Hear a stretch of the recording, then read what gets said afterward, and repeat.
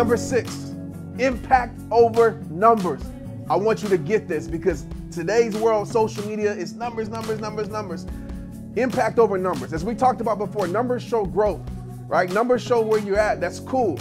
But never get lost in numbers. I'll tell you right now, I would have never got to millions of supporters if I would have quit. You hear me? If I would have quit when no one was supporting. I remember when I first started speaking. Like now, it's sold out, right? But I remember when I first started speaking, it would be like a row of people. And that row of people was everybody that I knew. My brothers, my family, and a couple of friends. Wasn't nobody showing up. I remember when I first started making my videos. Go back and see it. If you think I'm lying, go back and watch. Wasn't nobody watching my videos? It's like 50 people, 50 views, a few likes. But guess what? I was never worried about numbers. I was always focused on impact. I told myself, if somebody's there, I don't care if it's one, I don't care if it's 1 million. If there's one life I can impact, I'm gonna give my all to impact that life because I know if I can reach one, I can reach many. So for you watching this, you might be so lost in the numbers that you're not focused on impact. You're allowing who doesn't follow you or who doesn't like your videos or who doesn't like your message or who doesn't like this or that to bring down your spirit. Let me paint a picture for you, right? Say there's a person with 10 million followers and he impacts 100 people. Now say there's a person with 3 million followers, or not even that. Let's say it's a person with 300 followers and he impacts all 300. Who's making the bigger difference? You're right, the person with 300 followers. So don't get lost in the numbers. Always focus on impact because numbers told me that this wasn't my purpose. Numbers told me that my message wasn't powerful. Numbers told me that my message wasn't impactful. But I never listened to the numbers. I always focused on impact. You hear me? Number 7, you gotta have consistency. You gotta LBB it, baby. Live it, breathe it, be it every single day. The reason why you're watching this now is because I've been consistent for years just to get to this point. Consistency makes you reliable. Reliable makes you trustworthy. And there's nothing better in this world than a trustworthy person.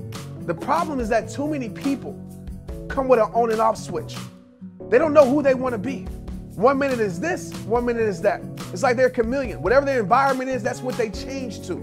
You got to be consistently you no matter the environment, no matter what's going on social media. You don't follow the trend, you set the trend. That's what greatness, right, is all about. Anybody can be great. There's a difference between being great and having greatness. The reason we talk about LeBron James, the reason we talk about Michael Jordan, the reason we talk about Dr. King, the reason we talk about all these people is because they were consistently great, which equals greatness. There's a lot of people that can hoop every now and then. I mean, I can get out there and beat MJ for about maybe 2 games on pickup basketball, but I'm not in the NBA, right? It's like being in school. If you make an A on a test, that's great. But if you fail the rest of the tests in that semester, you're gonna fail that semester. In order to make an A for that semester, you have to make an A pretty much on every single test. That's what greatness is all about. So with your life, with your vision, with your brand, with your dream, with your purpose, whatever it is in your relationship, work on consistency. Work on being that person every single day, 24/7, 365. Make sure people know when they come to you, they know exactly what they're gonna get from you. Number 8, be resilient. You might not be in control of what happens to you. I'll tell you right now, you're probably not in control of what happens to you, but you're always in control of how you respond. You might not be in control of somebody hating on you, but you're always in control if you're gonna allow that hater to stop you. You might not be in control of life punch you in the face and knocking you down, but you're always in control of finding the strength to get back up. You might not be in control of somebody rejecting you or somebody telling you no, but you're always in control if you're gonna allow that no to stop you.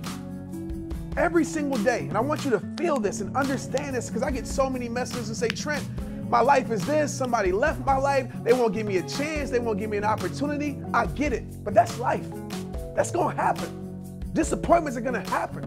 Setbacks are gonna happen. Losses are gonna happen. But you always have a choice. Every day, either you can sink in all of that mess or you can swim. Every day, make that choice to be resilient. Because trust me, pain is strong, but pain can't outlast persistence. Be persistent. Go get it. Number 9, get mentored.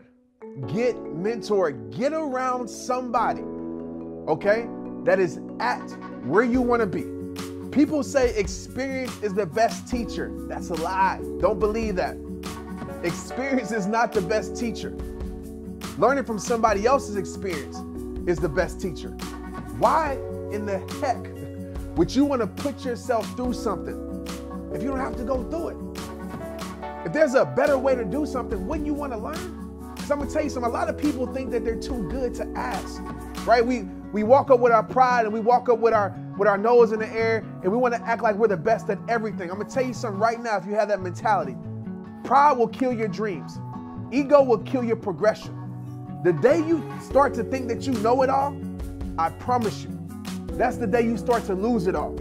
You have to stay a student of life, because the only things that don't grow are things that are dead or things that are dying. Put yourself in a room or around people or in a conference where you're not the best. Because if you're always the best in the environment, guess what? You can't grow. I always stay a student in life. I get happy, I get excited when I'm in a room where I'm not the best. Where I'm in a room where I'm far from the best. Where I'm in a room where nobody knows me. Because I know for a fact I have to grow in that environment. I know for a fact that I have to learn. So get a mentor. If you say, well, Trent, I can't find a mentor, go get some books. Let the books be your mentor. If you can't meet your hero, if you can't meet the person, there's some mentors in my life that are mentors that they don't even know that they're my mentor. But I read their books. And eventually now I'm able to meet these people because I progressed and I worked hard and I grind, and it will be the same for you. But find a mentor. Get around people who are better than you. That's how you grow your life. Number 10, never get comfortable. Don't let your success be the reason why you fail. I know firsthand, it happened to me. When I made it to the NFL, and I was an undrafted free agent, I was acting like I was a first-round pick. As soon as I made it there, and as soon as I signed that contract, I acted like I was good.